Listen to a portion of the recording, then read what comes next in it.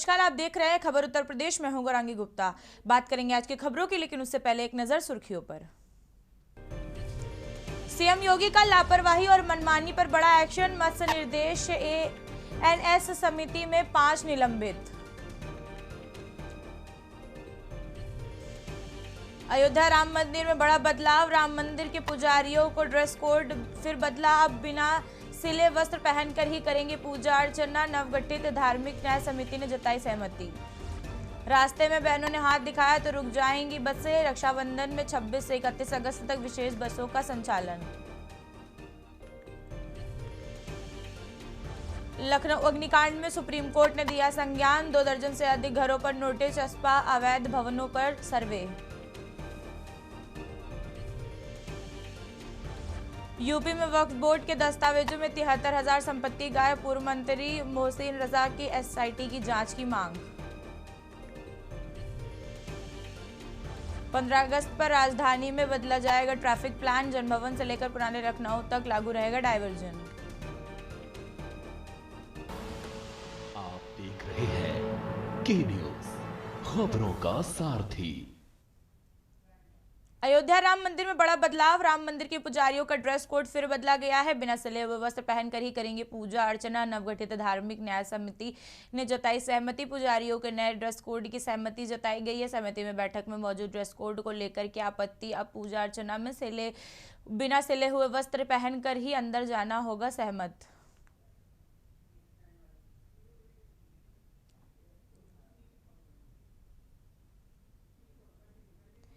अगली खबर लखनऊ से है, जहां लखनऊ प्रभारी मंत्री सुरेश खन्ना का निरीक्षण। नगर निगम के कार्य का मंत्री ने किया है निरीक्षण। मेयर सुषमा खरगवाल और नगर आयुक्त भी रहे मौजूद। नगर निगम के जोन 3 और 4 ने किया निरीक्षण। प्रभार मंत्रियों ने कार्यों के सुधार कर निर्देश दिए हैं।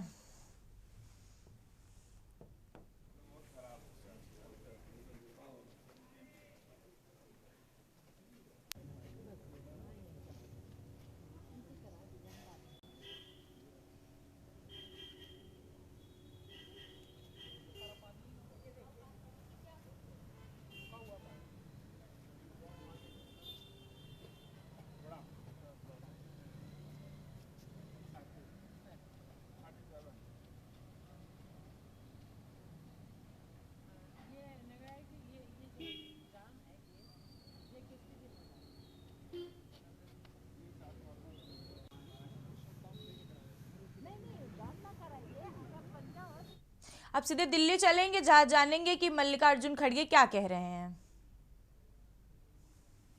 और इसमें सभी राज्य के लोग और सभी क्षेत्र में काम करने वाले नेता लोग यहाँ पर आए हैं। यही तो कांग्रेस की सोच है कि कन्याकुमारी से कश्मीर तक और बंगाल से सौराष्ट्र तक जनता को जोड़ना और जनता को एक करना, यही काम कांग्रेस का भी है। लेकिन आज के ज़माने में हम जनता को जोड़ना चाहते हैं, लेकिन चंद लोग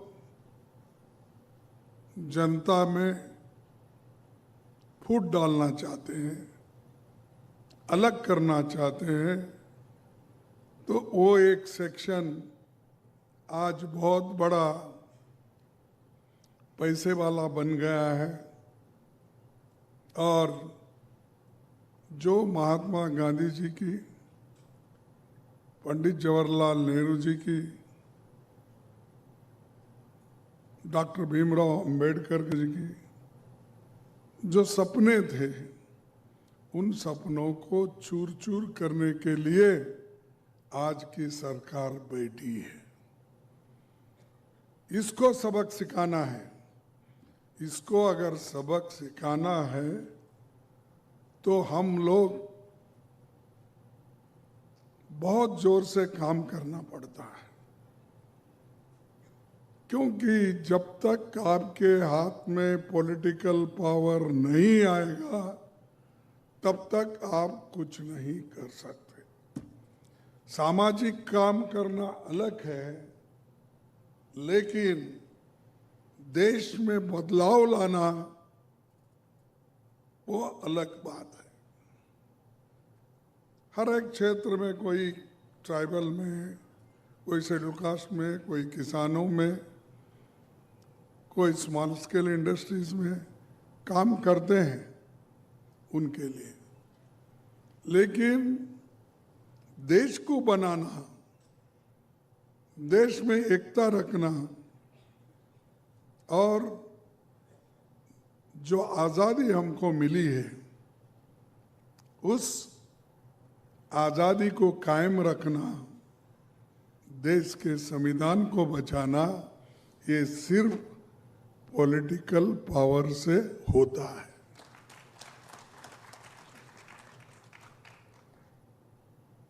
और वही काम बीजेपी ने किया, वही काम आरएसएस ने किया।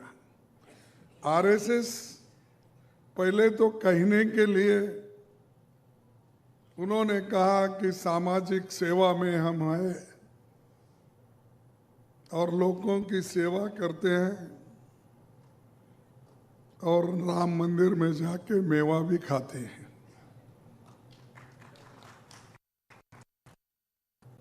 सेवा करने वाले आज ऐसे लोगों के हाथ में उन्होंने दिया है और आरएसएस के सपोर्ट से ही आज की सरकार आई। लेकिन सत्ता में आने के बाद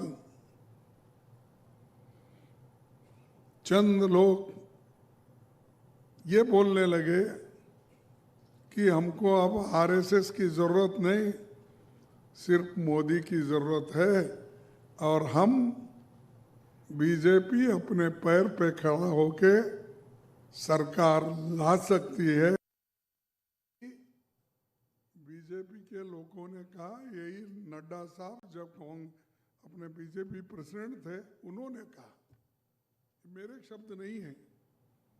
क्यों कहा कि हमको आरएसएस सत्ता में लाई है, ये भ्रम लोगों के अंदर है, उसको निकालने के लिए उन्होंने ये कहा कि हम अपने पैरों पे खड़े हैं, आरएसएस के नहीं। आरएसएस ये कहता था कि हमारे वजह से तुम हो और हम जो कहते हैं वो करना चाहिए। तो एक दूसरे को, ये तो एक ही सिक्के के दो फेस है, two faces of the same coin. और ये उनको मदद करते हैं, वो इनको मदद करते हैं। उससे लोगों में धर्म पे नाम पर डिवाइड कर रहे हैं, यह अच्छा नहीं। और मैं सीधा पार्लियामेंट से यहाँ आया हूँ क्योंकि पार्लियामेंट में लास्ट डे था, आखिरी दिन। तो आखिरी दिन में हिस्सा लेकर और एक आधा मुद्दा उठाकर मैं आपके सामने यहाँ पर पेश हुआ हूँ। और आप देख रहे हो कि देश में क्या चल रहा है। मुझे खुशी है कि रचनात्मक कार्यक्रम तो होना चाहिए, वो तो जरूरी है। हर समाज के हर व्यक्ति को ऊपर उठाने के लिए, वो आर्थिक दृष्टि से हो, सामाजिक दृष्टि से हो और देश के इनकम बढ़ाने के दृष्टि से हो, ये जरूरी है। लेकिन उसका फायदा तो सबको मिलना चाहिए ना, सिर्फ कॉर्पोरेट को नहीं, सिर्फ चंद लोगों को नहीं और चंद सेक्शन को नहीं। ये तो भारत के हर वर्ग के लोगों को मिलना चाहिए। इसीलिए तो आप लोग काम कर रहे हैं। मैं आप सभी को धन्यवाद देता हूं और आप सभी लोगों को कहूँगा कि अपना काम छोड़कर, घर छोड़कर इसमें आप शामिल हो गए हैं।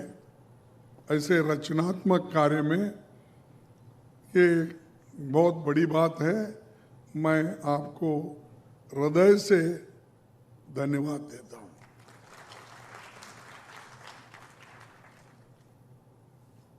और एक विशेष ये है कि पार्लियामेंट हमारी चल रही नहीं। एक तो दोष हमको देते हैं कि कांग्रेस ने नहीं चलने दे रहे, लेकिन टीवी भी राज्यसभा की ऐसी हो गई है, सिर्फ एक तरफ दिखाती है और बोलते भी हैं। हमारे जो भी नेता लोग वो एक ही तरफ देखते हैं, जैसा कि लकवा मारा है। क्या बोलते हैं आपके पास लकवे को? पैरालिसिस अटैक हुआ, ऐसा ही इधर ही।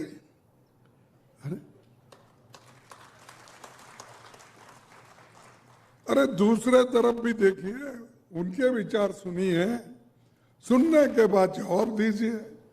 हम मानो या न मानो, आप अपने विचार रखो, हम हमारे विचार रखेंगे।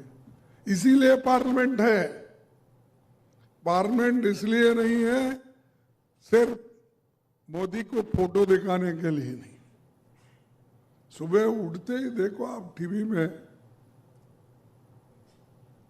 देखिए आप हर, जैसा कि मैं देखता हूँ ये एडवर्टाइजमेंट आते ना, कोई पैर का दर्द है, घुटने का है तो डॉक्टर आर्थो लो, और एक कोई आता है किसी और का बोलो, अमिताभ बच्चन आता है तो मसाले का बोलता है, कोई और आता है तो अपना इसका वो क्या खाते ना लोग, गुटखे का टाइप, पान मसाला, उसका एडवर्टाइजमेंट नेचुरली उनको कॉन्ट्रैक्ट दिया जाता है कि इसको सालों से चलाने के लिए, 1 साल 2 साल।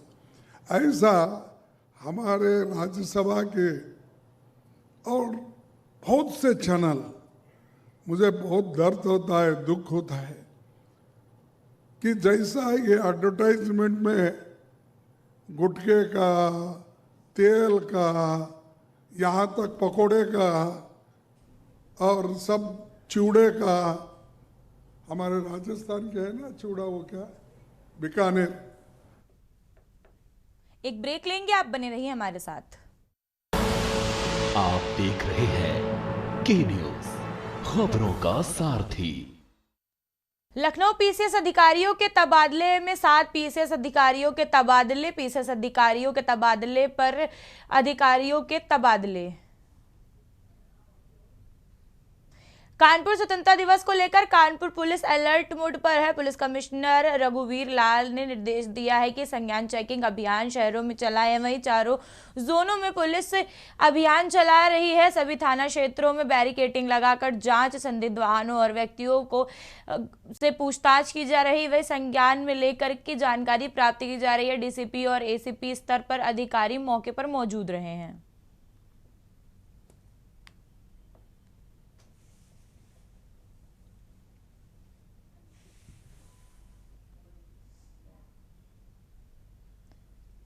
मौसम विभाग के अनुसार मुताबिक मानसून एक बार फिर रफ्तार पकड़ेगा। बारिश और आकाशीय बिजली का अलर्ट फिर भी मौसम विभाग जारी कर रहा है। पूर्वांचल में मानसून की गति तेज होने का अनुमान लगाया जा रहा है। 14 अगस्त से मध्य और पश्चिम उत्तर प्रदेश में इसका असर दिखाई देगा। कई जिलों में गरज चमक के साथ भारी बारिश की चेतावनी जारी हुई है। वही 50 जिलों में बारिश की बौछारों का पूर्वानुमान लगाया गया है। 11 जिलों में भारी बारिश का अलर्ट जारी किया गया है। बहराइच, सीतापुर, गोंडा, बलरामपुर के में येलो अलर्ट जारी किया गया है।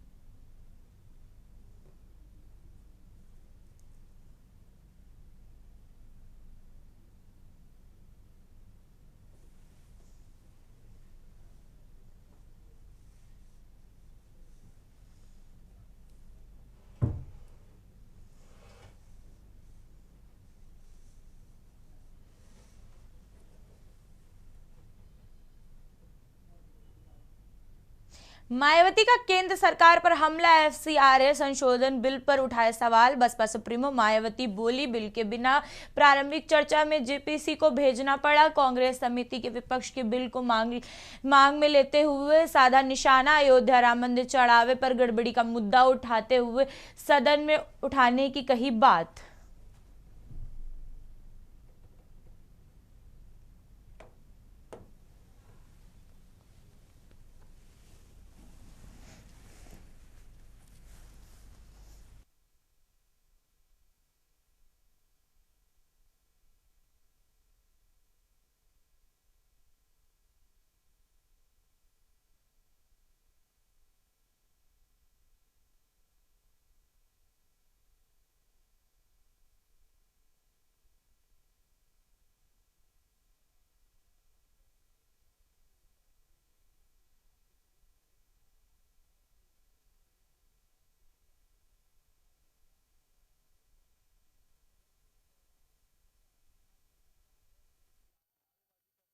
जनसामान्य को बेहतर और आधुनिक स्वास्थ्य सुविधाएं उपलब्ध कराने के उद्देश्य से मुरैया बुजुर्ग आयुष्मान आयोग मंदिर में एआई आधारित को लेकर के प्रशिक्षण कार्यक्रम आयोजित किया गया था। प्रशिक्षण में स्वास्थ्य कर्मियों को स्टेथोस्कोप, फीटल डेस्कटॉप और आईसीजी मशीन का संचालन करने का उपयोग की जानकारी दी गई है। विशेषज्ञों ने बताया है कि आधुनिक तकनीक से प्राथमिक स्तर पर मरीजों की जांच अधिक प्रभावी तरीके से की जा सकेगी। साथ ही गंभीर मरीजों के साथ समय पर पहचान करना और उन्हें बेहतर उपचार और उचित स्वास्थ्य केंद्रों पर रेफर करने की भी मदद मिलेगी। कार्यक्रम में deputy CMO doctor Brajesh Shukla, physician doctor पंपलिंग, सीजीएन टेक्नीशियन अजीत कुमार सिंह सहित कई केंद्रीय एएनएम और स्वास्थ्य विभाग के कर्मचारी मौजूद रहे। मुख्य विकास अधिकारी डॉक्टर विकास चंद्र ने कहा कि आधुनिक उपकरणों से मिलने वाली स्वास्थ्य सुविधाएं जिले की स्वास्थ्य सेवाओं को और ज्यादा मजबूत बनाएंगे। इससे मरीजों की जांच और उपचार में बेहतर सुविधाएं मिल सकेंगी तथा ग्रामीणों को क्षेत्र में रहकर ही स्वास्थ्य सुविधाओं की गुणवत्ता में सुधार आएगा। हम लोग के यहाँ जो है मुरैया बुजुर्ग एक आयुष्मान आरोग्य मंदिर है, जहाँ पर कुछ एएनएम और सीएचओ को बुला के ट्रेनिंग दी गई है, क्योंकि कुछ ऐसे उपकरण यहाँ पर आए हैं जो एआई से चलते हैं, आर्टिफिशियल इंटेलिजेंस, मतलब आधुनिक उपकरण है, जिसकी वजह से इसमें एक स्टेथोस्कोप है, डॉपलर, फीटल डॉपलर है, ईसीजी मशीन है, जिसकी वजह से वहाँ पर जो एएनएम और सीएचओ कार्य कर रहे हैं उनको बहुत ही आसानी हो जाएगी। रायबरेली के बीकरगढ़ गांव में रहने वाले राजू ने संदिग्ध परिस्थितियों में फांसी लगाकर आत्महत्या कर ली थी। ये राजू शव मुनीरा रामपुल के पास में मिला था, जिसे परिजनों का आरोप है कि पुलिस प्रताड़ना से परेशान होकर राजू ने आत्महत्या की थी। आज सपा के जिला अध्यक्ष वीरेंद्र यादव ने राजू के परिजनों से मुलाकात की है और परिवार को न्याय दिलाने का भरोसा जताया है। राजू के परिजन पुलिस कर्मियों पर कार्रवाई की मांग कर रहे हैं और परिजनों को अंतिम संस्कार के लिए इनकार कर रहे हैं।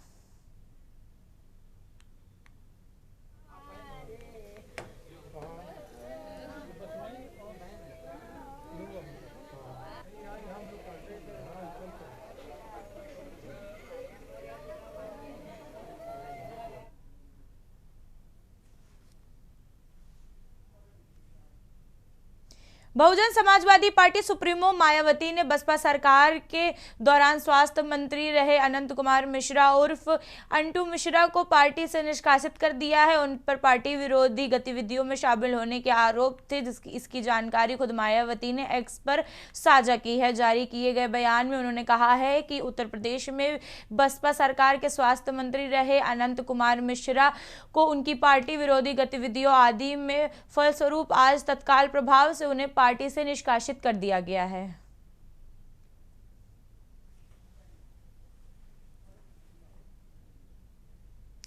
लखनऊ में सुभाषपा पार्टी के कार्यालय पर प्रभारी धर्म प्रकाश पर सपा कार्यकर्ताओं ने हमला किया है। आरोप है कि पिस्तौल तानकर कार्यालय प्रभारी को धमकी दी गई, वहीं गाली गलौज और हाथापाई भी की गई है। पार्टी अध्यक्ष ओम प्रकाश राजभर ने अखिलेश यादव पर गुंडागर्दी का आरोप लगाया है। उनका कहना है कि लोकतंत्र नहीं गुंडागर्दी चल रही है। राजभर ने कहा है कि महाराजा सुहेल देव का वंशज हूँ, कंस वंशियों से नहीं डरता हूँ। उन्होंने अखिलेश यादव को सवाल पूछा है कि यह सब आपने कहने पर हुआ है या चर्चाओं के इशारे पर हुआ है। इसके बाद पालतू गुंडों का हिसाब कानून रखेगा, देखते जाइए।